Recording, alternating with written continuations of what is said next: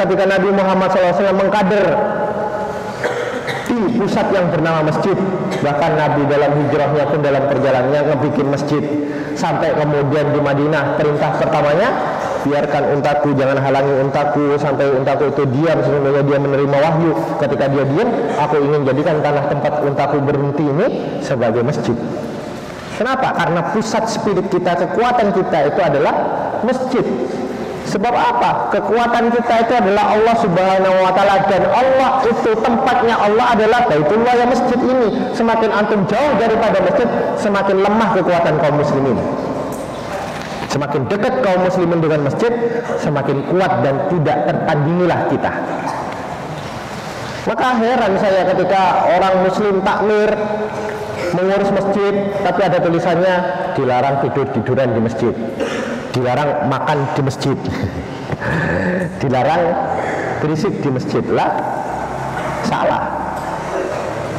Al-Fatih mengatakan, seandainya kalian tidak mendengarkan tawa dan canda seorang anak-anak ketika kita sholat di dalam masjid, ketahuilah bahwa sesungguhnya peradaban kalian sedang dalam bahaya. Karena transfer energi itu sejak dini dalam masjid. Maka jangan sampai kemudian kita menjadi atau terpengaruh dalam arus Belanda. Belanda itu kan dulu memberikan izin pribumi itu mendirikan masjid di tempat pojokan dekat kuburan yang gelap. Kenapa? Supaya anak-anak kecilnya mau pergi ke masjid takut. Dan jangan sampai kemudian orang tua kita atau kita kalau nanti orang tua menjadi Belanda bagi anak-anak kita sendiri. Nah, jangan pergi ke masjid. Kenapa? Kamu berisik. Lihatlah Nabi Muhammad SAW ketika mendapati seorang bayi yang berisik nangis. Rasulullah percepat sholatnya, kemudian Rasulullah berbalikkan badannya dan dia katakan, Bu, segera susui, mungkin kayaknya bayinya nangis, bayinya haus. Rasul marahin? Enggak. Rasul bilang nanti besok kalau sholat jangan bawa bayinya, enggak. Bahkan Rasulullah mencontohkan ketika kemudian Zainab binti Muhammad Sallallahu Alaihi Wasallam itu bermain ke rumah Nabi membawa anaknya yang namanya Umamah. Nabi senantiasa minta pinjam anaknya untuk dibawa sholat di masjid. Ketika berdiri, kemudian kan muncullah dari sinilah kemudian muncullah fikih sholat dengan cara menggendong bayi. Karena Nabi senantiasa melakukan itu ketika cucunya main ke rumahnya Nabi. Ketika rukuk didekap, kemudian ketika sujud diletakkan, ketika berdiri lagi diambil lagi, dipeluk lagi sama Nabi Muhammad SAW. Apa maksudnya? Supaya bayi itu sedini mungkin mengenal siapa dan di mana kekuatan terbesarnya mereka itu terletak, yakni Allah Subhanahu Wa Taala, dan Allah itu ada di masjid.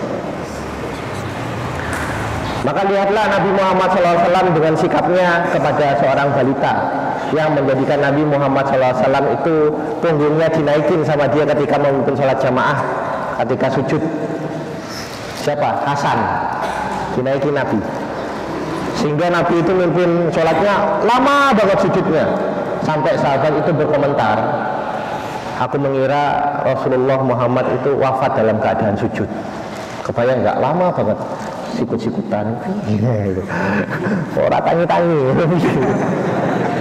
meninggal apa piye gitu. Enteni wae. Sampai lama kemudian terbangun dan Rasulullah salam, dan Rasulullah katakan, mohon maaf sahabatku, tadi Hasan menaikin aku, Hasan mengira aku sebagai kuda-kudaannya, dan aku membiarkan Hasan sampai Hasan puas menaikin aku, baru aku bangun untuk salam. Sepele. Kalau kita belajar secara adegan sedemikian itu sepele. Tapi coba kita baca biografinya Hasan dan biografinya keluarganya Hasan, antum akan mendapati betapa besar kemudian efek daripada naik kuda-kudaan dalam keadaan sujud itu. Dan kemudian Hasan, antum akan melihat biografinya Hasan. Hasan memiliki julukan As-Sajjad, seorang pemuda yang gemar sujud. Kenapa? Karena memori sejak kecil yang ditanamkan oleh Nabi Muhammad SAW, sujud itu asik, sujud itu menyenangkan. Sujud itu membahagiakan. Maka Hasan menjadi pribadi yang paling banyak sujudnya. Dan itu turun-temurun dari keluarganya Hasan, anak-anaknya, sampai cucunya, sampai cicitnya Hasan. Semuanya garis keturunannya adalah garis keturunan yang memiliki gelar as-sajjad, suka sujud.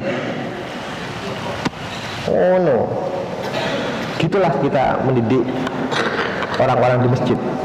Maka pendidikan-pendidikan juga selayaknya itu ya seperti ini, dimulai dari masjid. Kita berbicara ilmu di dalam masjid. Kenapa? Karena kepala kita ini ada batasnya, tapi berkahnya Allah gak ada batasnya. Dan berkah paling besar itu adalah di masjidnya Allah Subhanahu wa ta'ala. Antum itikaf, antum tidur pun antum dapat pahala. Antum main-main dalam masjid, antum insya Allah gak akan dapat ilmu, bertambah ilmu antum. Antum kemudian leyah-leyah di masjid, insya Allah hati antum akan terbersihkan di dalam masjid. Kenapa? Karena ini rumahnya Allah, sumber energi kaum muslimin. Maka ketika zaman Abbasiyah, ketika diperkenalkan terhadap kaum muslimin itu kelas, saya tidak mengkritik kelas-kelas yang ada kemudian di antara sekeliling kita, tapi saya menyampaikan ini sejarahnya, bahwasanya pusat pendidikan kita itu bukanlah kelas. Saya tidak mengatakan di kelas tidak boleh, tapi pusat pendidikan kita itu ya di sini, di masjid. Antum kan orang yang benar, jadi saya tidak perlu mendakwai antum di lapangan, di pendopo. Antum udah benar. Kenapa saya kok sering dakwah di lapangan-lapangan? Karena yang saya dakwakan, target dakwah saya adalah orang yang memang jarang pergi ke masjid. Baru kemudian kalau sudah nyaman terhadap, oh Islam itu asik, jadi kan pakai kaos begini. Baru ketika dia merasa asik, baru kita ajak ke masjid. Kita jebak dia di jalan yang benar, kita sesatkan dia di kebenaran. Gitu. Kalau antum kan nggak perlu diajak ke masjid. Maka di zaman Daulah Abbasiyah itu ketika kelas dikenalkan, maka kaum muslimin itu merintih, kaum muslimin itu mengeluh, aduhai, gara-gara pendidikan yang dimana kelas-kelas itu dikenalkan, sehingga kami duduk di atas kursi, kami tak lagi duduk di atas tanah, sehingga kami merasa takabur, kami merasa ujub, kami merasa lebih mulia daripada mereka yang tidak duduk di tempat kami. Sedangkan dahulu ketika kami di masjid, kami duduk di atas tanah, hati kami dekat dengan tanah, sehingga kami lebih cenderung kepada sifat yang tawadu. Ketika kelas-kelas dikenalkan, kami tidak bisa mengamati guru-guru kami sebagaimana dahulu kami mengamati guru-guru kami ketika ada di masjid. Aku dan guruku terbatasi dengan sekat-sekat yang berbentuk tembok-tembok itu. Sedangkan dahulu ketika di masjid, kami berinteraksi bersama-sama dengan ustadz-ustadz kami, dengan guru-guru kami, sehingga kami bisa langsung meniru bagaimana akhlak-akhlak dan adab-adab beliau secara langsung. Sedangkan ketika ada kelas, kami tidak bisa. Aduhai, betapa malangnya kami ketika kelas-kelas itu dikenalkan. Kami jauh daripada masjid, kami jauh daripada keberkahan. Kemudian kami dikenalkan dengan ijazah-ijazah sebagai tanda kita sudah melewati pendidikan, sehingga lambat laun kita menempuh pendidikan itu hanya untuk mendapatkan ijazah, bukan rahmatnya Allah Subhanahu wa ta'ala lagi. Sedangkan ketika kami di masjid, kami mencari ilmu semata-mata untuk mencari ridhonya Allah Subhanahu wa ta'ala. Kaum muslimin berubah ketika dikenalkan kelas. Maka kembalikan pendidikan ini dalam masjid. Tawadu lillahi ta'ala. Untuk kerjaan, gak perlu mikirin kerjaan. Selama antum menjadi orang yang extraordinary, orang yang muslim yang berkualitas, insya Allah antum akan dipermudah rezekinya. Orang akan butuh antum. Jangan khawatir, jangan menempuh jalan-jalan yang memang oman aktsar man fil ardi yudilluka an sabilillah. Kalau antum ngikutin jalan orang kebanyakan, antum akan dipelencengkan di jalan-jalan Allah. Punya prinsip, punya himmah sebagai kaum muslimin. Saya tidak mengatakan antum menempuh pendidikan umum itu haram, tidak. Tapi saya katakan, milikilah prinsip yang berbeda daripada orang-orang yang menempuh jalan pendidikan umum itu. Prinsip kita bukan nyari kerjaan, prinsip kita bukan nyari gaji, tapi prinsip kita adalah memuliakan agama Allah, prinsip kita adalah mencari ridhonya Allah Subhanahu wa taala.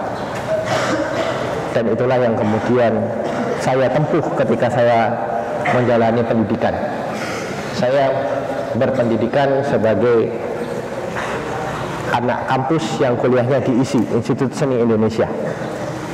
Tapi saya bersyukur betul ketika kemudian Allah menjatuhkan saya di kesibukan dalam berdakwah. Apakah saya rencanakan? Tidak. Kenapa kok Allah melancarkan membawa saya ke dalam arus ini? Kenapa? Karena saya menjadi orang yang tidak mengharapkan pekerjaan lewat ijazah saya.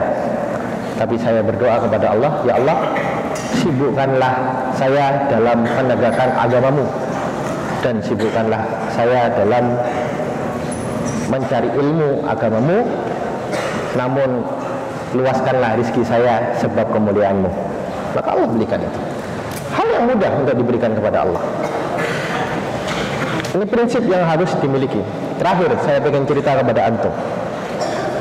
Maka yang dididik oleh Nabi Muhammad SAW, peradaban Madinah yang dibangun oleh Nabi Muhammad SAW adalah peradaban yang tidak biasa.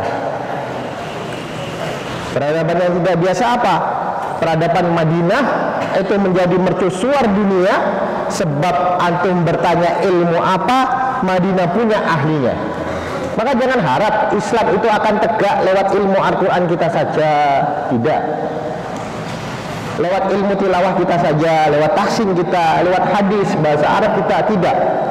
Tapi yang Rasulullah ajarkan, Rasulullah bangun adalah semua bidang ilmu. Ketika Islam mau tegak, semua bidang ilmu itu ada di tangannya kaum muslimin. Sebab ilmu, kata Imam Al-Ghazali, adalah haknya kaum muslimin yang hilang. Maka temuilah dan jadilah pemimpin di setiap bidang ilmu. Antum nanya bidang ilmu apa? Ini yang jarang diajarkan. Antum nanya bidang ilmu apa kepada Nabi, kepada Madinah, maka Madinah punya ahlinya. Sekarang saya tanya kepada antum, sekarang bulannya sempurna, setengah sempurna, atau sakit? Kenapa? Sekarang tanggal berapa berarti? Tanggal 22. Tanggal berapa? 2. 7 bulan Rajab. Oke, untuk bulan gampang. Tunjukkan kepada saya satu bintang yang mengarah kepada Palestina.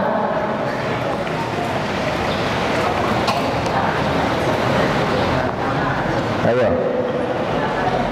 Maka Nabi Muhammad SAW itu punya seorang ahli astronomi, punya seorang ahli geologi, ahli astronomi yang paham betul tentang perbintangan. Siapa dia? Dan itu dididiknya di masjid, pakai Quran.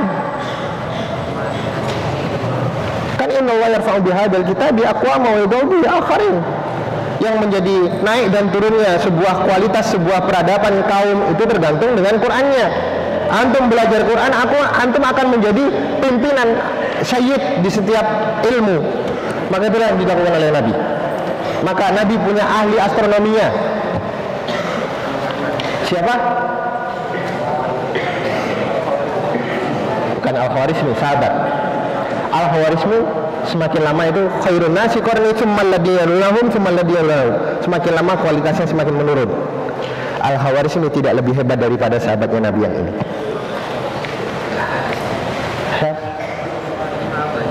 Dia budak, kulitnya hitam. Siapa namanya? Bilal. Antum bayangkan Bilal itu menjadi muazzinnya Nabi. Tidak pernah diceritakan dalam satu hadis Bilal itu telat untuk azan. Karena cuma sekali, dan itu untuk menjadi rukhsah, dan Allah itu hajatnya Allah. Allah yang mensekiranya Bilal tidur, Rasulullah tidur, menjadi rukhsah untuk sholat subuh yang bangkongan di antara kita.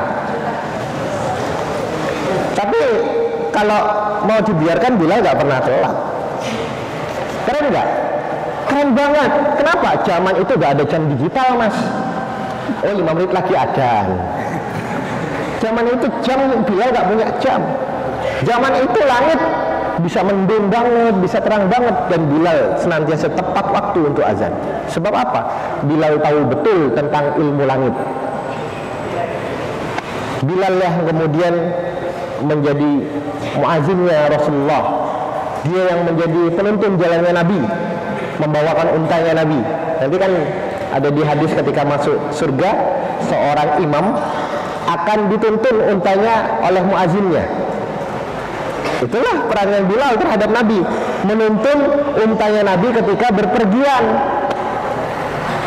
Nah, kalau berpergian ada rambu-rambu lalu lintas enggak? Surabaya 145 km lagi, Parangtritis 30 km lagi. Ada? Enggak, tapi Bilal enggak pernah bikin nyasar Rasulullah. Kenapa ya Rasulullah mau pergi kemana? Mau ke Palestina, ikuti bintang yang ini ya Rasulullah. Mau kemana? Ke Syam, ikuti bintang yang ini ya Rasulullah. Mau ke Yaman, ikuti bintang yang ini. Perfect. Kenapa? Karena dia ahli betul. Makanya kemudian di zaman Abbasiyah muncullah Maria Astrolabi yang kemudian menjadi cikal bakal ilmu teleskop. Kenapa? Karena pada hari itu kualitasnya tidak sehebat Bilal. Butuh alat bantu agar manusia itu tahu mana bintang-bintang yang mesti kita ikutin. Sahabat Nabi telanjang mata, nggak pakai kacamata, nggak pakai kaca pembesar, mereka tahu. Keren nggak? Keren banget. Antum nanya ilmu apa lagi? Ayo sebutkan kepada saya ilmu apa lagi yang pengen antum. Ilmu apa?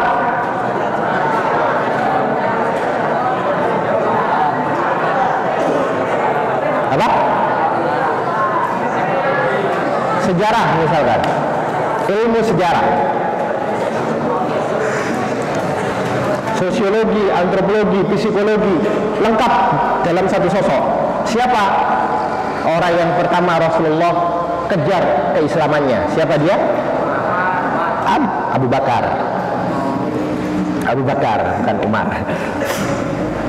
Maka ketika Rasulullah selesai mengislamkan keluarganya, Rasulullah pagi harinya menuju kepada rumahnya Abu Bakar. Kenapa? Karena dia aset dakwah yang paling penting. Karena kebutuhannya Abu Bakar paling penting di sini. Nanti saya jelaskan kenapa. Dan ketika peristiwa Isra Mi'raj, siapa yang paling diharapkan oleh Abu Jahal untuk kembali murtad? Abu Bakar, karena Abu Bakar ini aset yang penting banget. Kenapa? Dia ahli sejarawan, dia ahli sosiolog, dia ahli psikolog, dia ahli antropolog. Abu Bakar itu kalau melihat jejak kaki, dia akan tahu, ya Rasulullah, ini jejak kakinya fulan, kabilahnya ini, sifat kabilahnya seperti ini, pimpinan kabilahnya ini kayak begini.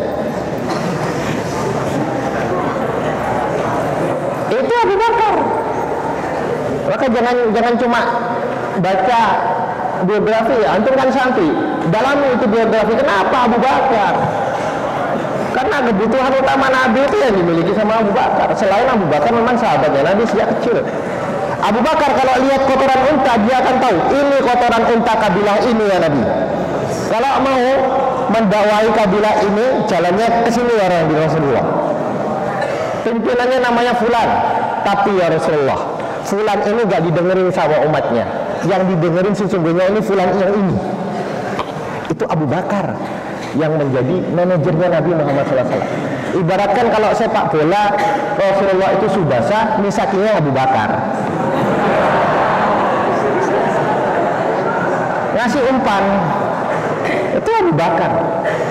Maka Abu Bakar ketemu sama orang, dia akan tahu sifat orang ini dari kabilah ini ya Rasulullah. Dibisikin, orangnya sedemikian, orangnya keras, maka cara berdakwahnya jangan pakai kekerasan, pakai kelembutan. Dia lebih mementingkan kelembutan, dia lebih menghargai kelembutan.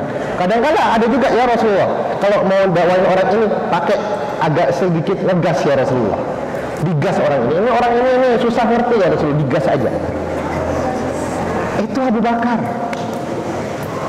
Semua ilmu Madinah punya orangnya, dan kualitas orangnya adalah kualitas yang terbaik.